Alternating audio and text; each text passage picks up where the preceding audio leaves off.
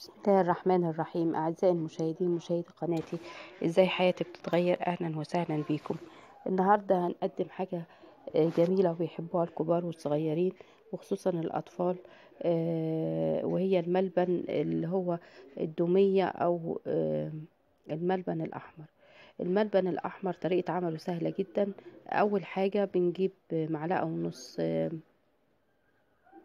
جيلاتين، نص كوباية نشا، كوباية ونص سكر، كوبايتين مية، آه، لون غذائي أحمر، وفول سوداني.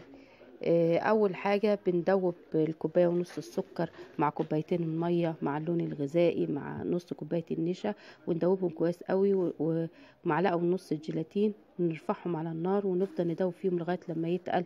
وبعد كده نكون فردين، وماء ورد كمان لازم تضيفي ماء الورد، معلقتين ميه ورد، عشان هي اللي بتدي النكهه والريحه بتاعه الملح.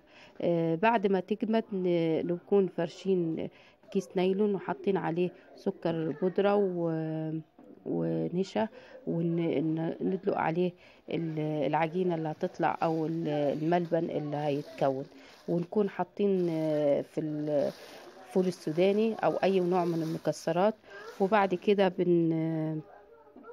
نسيبه لتاني يوم، وبعد كده نبتدي نقطعه وتحصلي على دومية او ملبن في منتهى الجمال ونضيف، وولادك هيحبوه. واتمنى انك تعمليه وتجربيه، ولايك وشير وسبسكرايب القناة. والسلام عليكم ورحمة الله وبركاته.